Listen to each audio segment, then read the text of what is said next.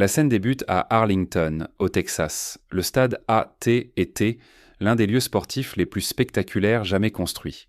Une cathédrale de verre et d'acier pouvant accueillir plus d'une centaine de mille personnes lorsque configurée pour le football. C'est ici qu'ont eu lieu 9 matchs de la Coupe du Monde, dont un quart de finale. La ville d'Arlington préparait ce moment depuis des années. Les commerces locaux avaient investi massivement. Les hôtels avaient recruté du personnel supplémentaire.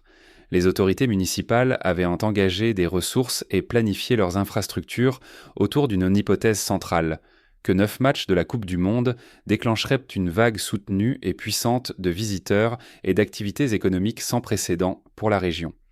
Puis, dans les dernières semaines précédant le tournoi, les responsables municipaux se sont réunis lors d'une séance du conseil et ont entendu quelque chose dont personne dans la salle n'était préparé.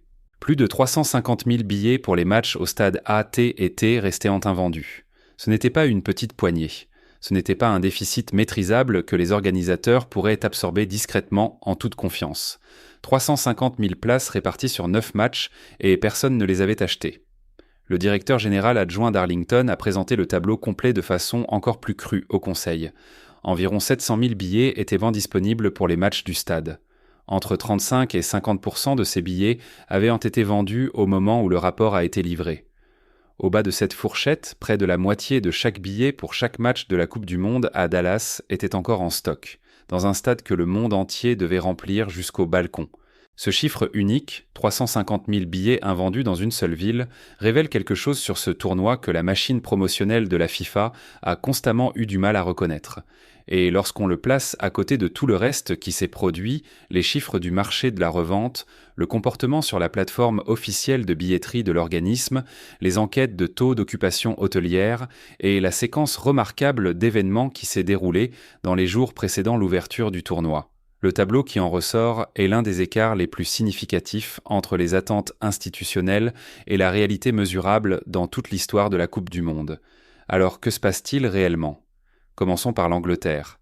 Parce que l'expérience pré-tournoi de l'Angleterre aux États-Unis offre l'une des fenêtres les plus claires sur ce à quoi ressemble concrètement le problème des places vides.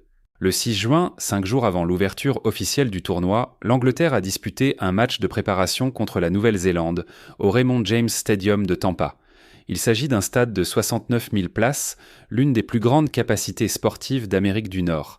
Et pour ce match mettant en scène l'Angleterre, l'une des nations de football les plus suivies au monde, avec des joueurs de renommée internationale, 13 000 billets avaient été vendus.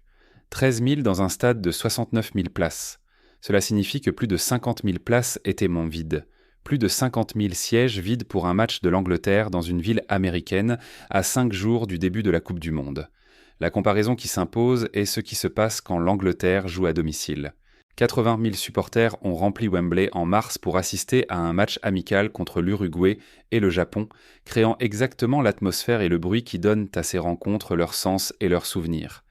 L'écart entre cela et 13 000 à Tampa n'est pas une simple différence. C'est une mesure concrète de la distance que la structure tarifaire du tournoi, sa logistique et son climat politique ont imposé aux supporters ordinaires, les éloignant des lieux où ils souhaitaient réellement se rendre. Le tarif des billets pour ce match de préparation à Tampa n'était pas déraisonnable selon les normes générales de ce tournoi, à partir d'environ 70 $. Mais les supporters anglais avaient déjà assimilé les informations sur le coût réel de la participation au véritable match de la Coupe du Monde. Les places de catégorie 1 pour le match d'ouverture du groupe de l'Angleterre contre la Croatie au stade de Dallas étaient affichées à 1 431 livres sterling. À ces prix, le calcul pour un supporter anglais voyageur devient brutalement simple. Vous dépensez ce que vous avez pour les matchs du tournoi. Vous ne dépensez plus rien pour une préparation. Et quand la préparation se déroule à Tampa, tandis que le tournoi est réparti entre Dallas, Boston et le New Jersey, vous ajoutez les vols supplémentaires et les hôtels, et prenez une décision. La plupart des gens ont pris la même décision. Environ 3 500 supporters étaient censés voyager officiellement dans le cadre de l'allocation de l'Angleterre pour le tournoi lui-même. Les rapports de l'époque estimaient qu'environ 1,5 million se rendraient à la préparation. L'image de 50 000 sièges vides dans un stade censé annoncer l'arrivée de la fièvre de la Coupe du Monde dans les villes américaines n'était pas la première impression que l'on avait planifiée. Voici où les choses deviennent nettement plus complexes. car la situation des sièges vides à Dallas et à Tampa se juxtapose à un phénomène qui s'est produit sur la plateforme officielle de billetterie de la FIFA, un phénomène qui a généré sa propre vague de préoccupations sérieuses.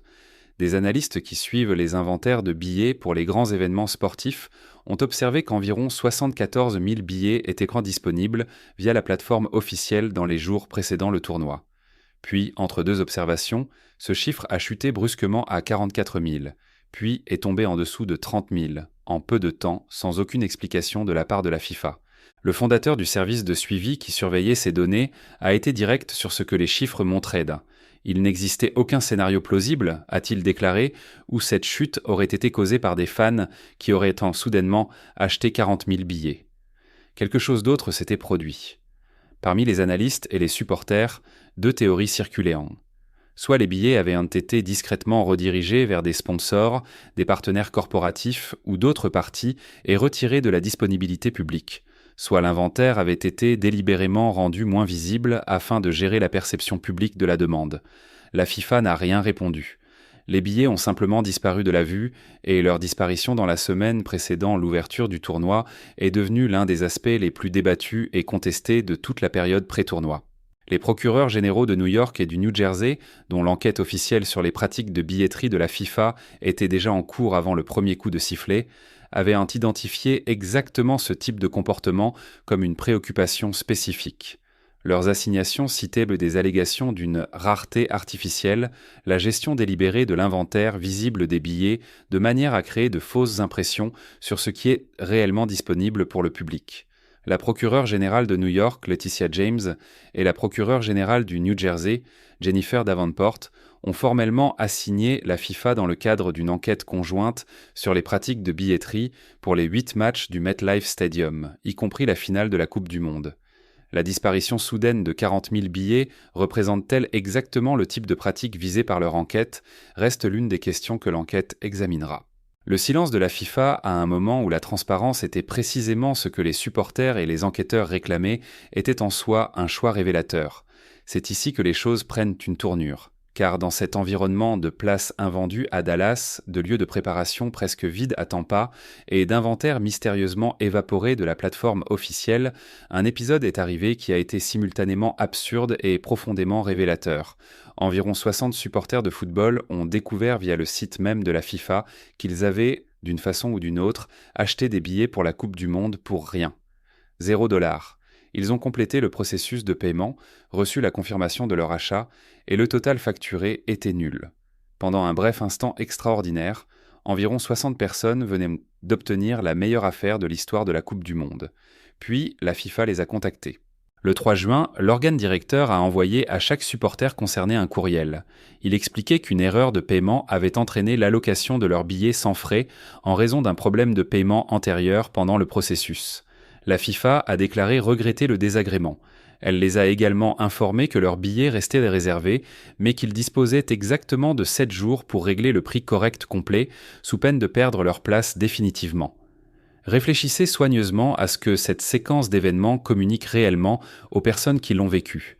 Vous avez suivi un processus officiel sur une plateforme officielle. Vous avez reçu une confirmation officielle d'un achat complet. Et puis, l'organisation qui dirige le tournoi a annulé cette confirmation et vous a demandé de payer une somme que vous n'aviez jamais facturée. Le système de la FIFA a généré une erreur qui a profité aux supporters. La réponse de la FIFA a été d'annuler cet avantage et d'exiger le paiement qu'elle considérait comme dû.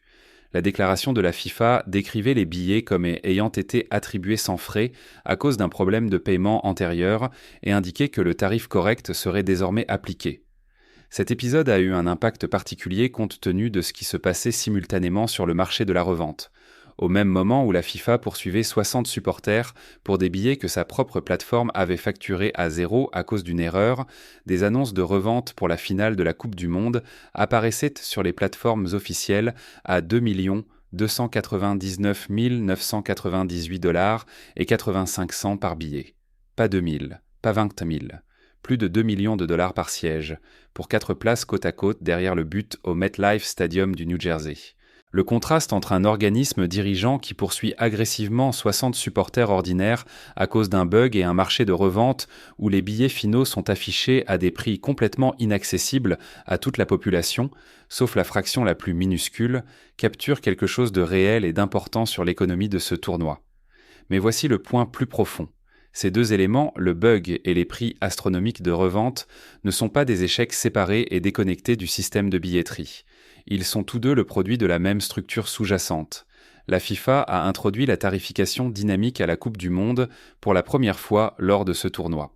Ce modèle crée un environnement où les prix fluctuent de manière imprévisible, où l'écart visible entre la valeur faciale et la valeur de revente devient immense et où les mécanismes du marché fonctionnent constamment contre le supporter ordinaire et en faveur des intérêts commerciaux de l'institution et des intermédiaires de revente qui profitent de ces décisions. L'analyse du mouvement des prix à travers les principales catégories de billets a montré une hausse moyenne d'environ 34% entre l'ouverture des ventes et les semaines immédiatement précédant le tournoi. Les données indiquent qu'entre octobre 2025 et avril 2026, les prix de plus de 99 des 104 matchs ont augmenté.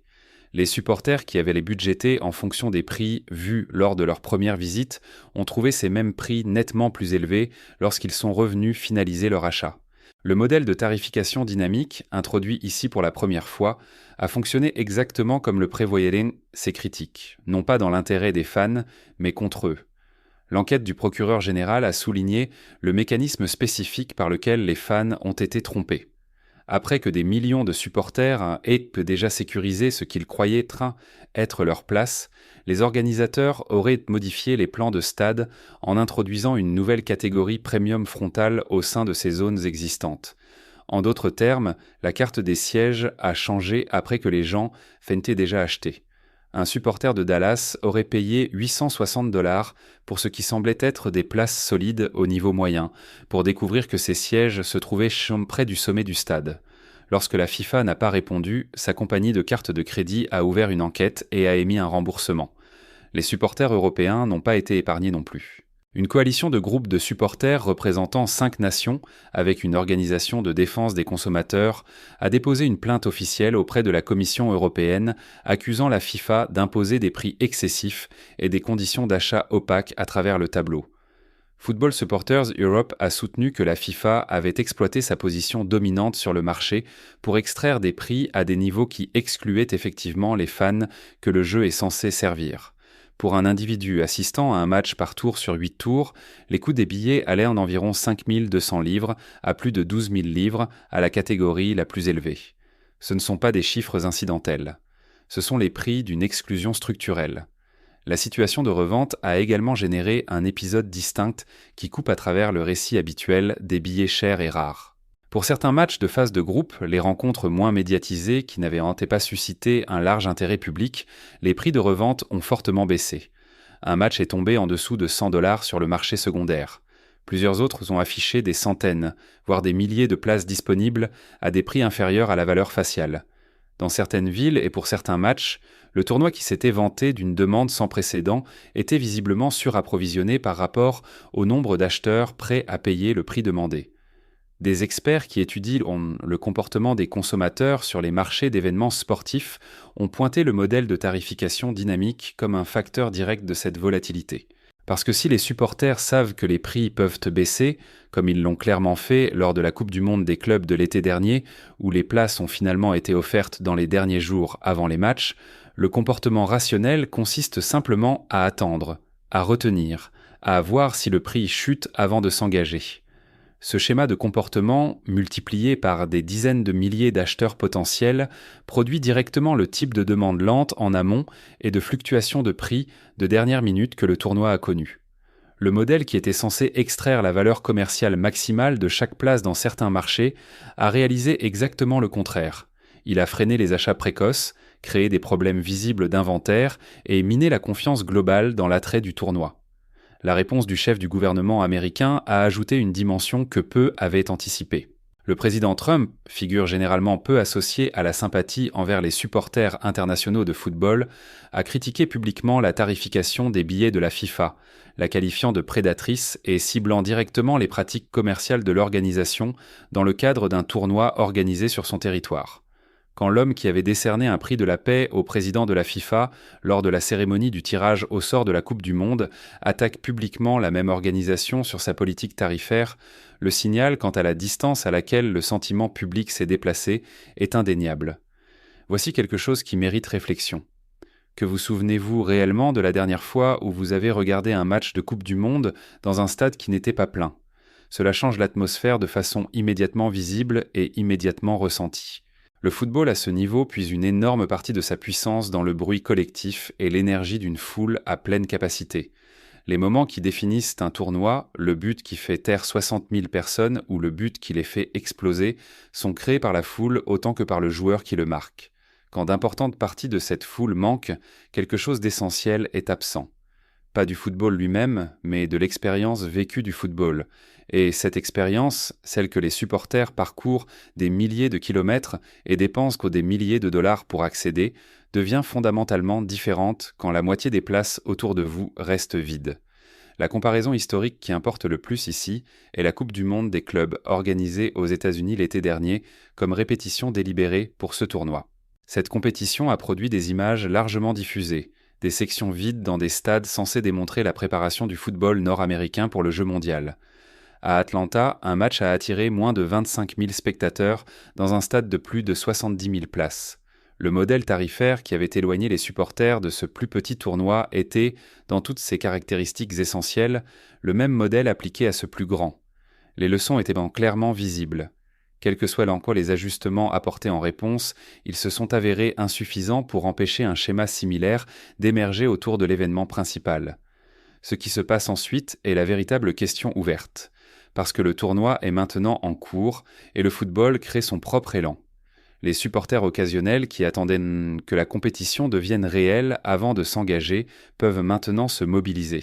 Les achats de dernière minute, se motiver par un résultat spécifique, une intrigue inattendue ou une progression surprenante d'une nation dans les phases éliminatoires, pourraient remplir une partie de l'inventaire laissé en suspens par les ventes pré-tournoi. La FIFA a confirmé qu'elle continuerait à libérer des billets tout au long de la compétition. Les dernières baisses de prix du Club World Cup ont finalement rempli certains de ces espaces vides. Le même phénomène pourrait se produire ici. Mais l'idée des baisses de prix de dernière minute et de la gestion d'urgence de l'inventaire lors d'une Coupe du Monde n'est pas une success story. C'est une opération de récupération. Et les supporters qui regardent depuis chez eux, ceux qui ont examiné les prix, la logistique du voyage, les exigences de visa, l'ampleur de l'engagement requis, et ont conclu que la valeur n'était tout simplement pas là, beaucoup d'entre eux ont déjà pris leur décision et sont passés à autre chose. Le marché des billets peut s'ajuster à la baisse, mais l'hôtel a déjà absorbé le coût des chambres qu'il n'a pas remplies.